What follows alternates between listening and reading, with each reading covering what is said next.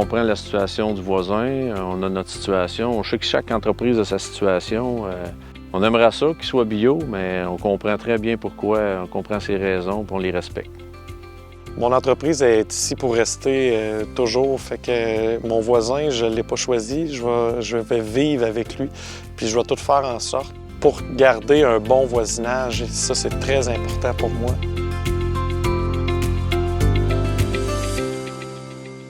On est une ferme familiale, on est présentement 5 propriétaires, toute la famille. Moi, je suis la 6e génération.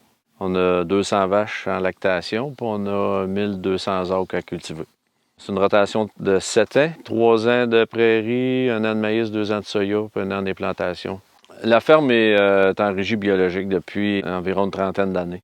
Ici, on est en régie conventionnelle. On a une ferme laitière de 50 kilos. On a 300 acres de terre. Je suis le seul qui travaille sur la ferme avec un employé en temps plein. Depuis toujours, j'ai une grande ouverture au niveau de l'agriculture durable. Dans le fond, ce qu'on fait comme application, c'est vraiment aux besoins. C'est pas systématique. On va essayer de faire le moins de passages d'herbicides possible. Dans notre coin de pays, c'est un rang, c'est un cul-de-sac. Ça a toujours été des ententes pour la machinerie, aussi pour la main-d'œuvre. Il y a toujours eu du bon voisinage. La parcelle bio à droite, c'est notre champ, puis à gauche, c'est la parcelle de Marc. Entre les deux, on voit la bande de 8 mètres qui n'a pas eu d'herbicide. Puis aussi, il y a le haie brise-vent qu'on a implanté il y a 4 ans environ. C'est sûr que la haie brise-vent n'est pas encore mature, donc elle n'est pas encore efficace. Mais à long terme, on prévoit qu'elle va servir pour la séparation des 2 parcelles. L'entretien de la haie brise-vent là, est fait par les lamprons, des fois avec ma machine, parce qu'ils ont besoin de ma machine pour faire l'entretien de la haie brise-vent. C'est une super belle entente. Je suis chanceux, c'est eux qui s'en occupent. Dans notre cas, c'est ça. Pour compenser, on a laissé une parcelle de terre. Fait qu'une parcelle de terre qui cultive, qui est chez nous, qui est annexe à la sienne. Ça compense pour la superficie qu'il perd quand il fait les bandes de tampons. J'ai vraiment pas l'impression de subir des pertes. Dans cet échange-là, on est vraiment... je trouve que c'est gagnant de mon côté, puis c'est gagnant du sien aussi. Je peux contempler son maïs qui est aussi grand que le mien. Je suis capable de voir ce qu'il fait de bien. Je suis capable d'être heureux pour lui dans ce qu'il vit, puis moi, je suis heureux de mon côté. Fait que pour moi, cet échange-là, non, j'ai pas de perte, que ce soit monétaire ou mentale, ou je me sens menotté, aucunement. On avait une bonne relation. Lui, il avait remarqué qu'il y avait de l'ouverture. Eux autres, il y avait déjà même le bio. Pour eux autres, c'était pas quelque chose d'étranger. C'était quelque chose à quoi ils s'intéressaient. Fait que ça a été assez facile de faire des ententes de voisinage tout de suite en partant. Pour nous aider, on a eu la chance d'avoir la même agronome qui s'appelait Muriel Bournival pour le CETAM. Et puis, elle nous a vraiment aidé à faire un rôle de médiation, là, un peu, si on peut dire, là, dans les prises de décision de qu'est-ce qu'on pouvait faire. On a défini certaines affaires. Les affaires, c'était un peu à l'amiable au début. Là. À un moment donné, il y avait du foin à échanger, il y a une parcelle de terre. C'était un peu informel, si tu veux. Mais là, avec les années, pour certaines raisons, on a dit, bon, là, il faut mettre ça un peu plus officiel. Pour la parcelle de terre en question, on a fait un bail. Pour les ententes, bien, on a fait un document. Au lieu d'avoir juste un affidavit simple, on a rajouté le bail, puis on a rajouté une entente long terme. On échange la machinerie, fait qu'à la fin de l'année, il faut faire nos comptes. Fait que c'est à ce moment-là quand on se rencontre pour faire nos comptes, bien, c'est à ce moment-là qu'on parle de nos cultures de l'année suivante, puis de nos besoins. Puis ça peut arriver qu'on va discuter où tu fais ton maïs, où tu fais ton soya.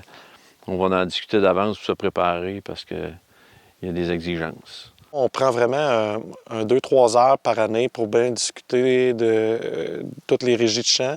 Il y a beaucoup d'argent en jeu et puis il y a du temps, il y a des soucis. Fait que c'est 3 heures très bien investies qui finissent souvent avec une bonne bière et puis des bonnes blagues, là. Puis c'est certain que le maïs en silage, lui, il fait du maïs en silage aussi. Là, la bande séparatrice est plus grande. Là, fait ça peut arriver qu'on va changer une parcelle à cause de ça. Il nous est arrivé une autre anecdote où les deux, on s'est retrouvés à semer du maïs côte à côte. Puis là, c'est là qu'on avait des questionnements pour la pollinisation. Et c'est là que Daniel a fait des tests de son côté pour voir s'il y avait une plus grande problématique. Et de là vient les haies brise-vent pour nous aider vraiment à séparer, pour aider pour la pollinisation. En 2006, on a implanté la première haie brise-vent. Ici, ce que vous voyez en arrière, c'est une implantation de 2019, je crois. Là. Ça fait que c'est tout jeune. Mais celle qu'on a implantée au début, on a vraiment un effet sur la flore, la faune. On voit comment ça attire les insectes, les oiseaux. Fait qu'on pense que ça va faire un peu le même effet ici. Ici puis ailleurs, parce qu'on a mis à peu près à chaque endroit où il y a un champ qui avoisine la terre à marque. Chez nous, on a fait le choix de faire de l'agriculture biologique. On ne peut pas faire la promotion d'un mode de production en dénigrant l'autre. Je sais que c'est facile à faire, souvent c'est utilisé comme argument, mais le meilleur argument, c'est développons une belle façon, une nouvelle façon de faire. C'est pas une guerre entre un et l'autre, c'est juste des choix différents que ça amène des conséquences de voisinage. Il faut gérer juste cette partie-là, dans le fond. Le premier critère à considérer dans une entente, c'est les agriculteurs eux-mêmes, c'est les personnes. Il faut considérer où est-ce qu'ils en sont dans leur réflexion. Il faut être à l'écoute, il faut se faire entendre en même temps. Il faut partir la discussion au bon point de départ. S'il y a vraiment une grande différence d'opinion, il faut en tenir compte. Pour bien réussir, je crois que ça prend une ouverture d'esprit et il faut savoir se respecter et respecter les autres aussi. Je pense que c'est ça le conseil que je donnerais, ça serait de se parler, de s'écouter puis de respecter la position de l'autre. Que ce soit des entreprises à plusieurs ou un producteur unique, il y a des personnes là-dedans, puis je pense qu'il faut partir de là. C'est quoi leur ouverture, c'est quoi leur vision de la production, en bio ou en conventionnel, c'est quoi le point de vue de chacun, parce que des fois, il y en a qui vont avoir plus d'ouverture, il y en a qui vont avoir un point d'ouverture, l'entente elle va être différente dans ces cas-là.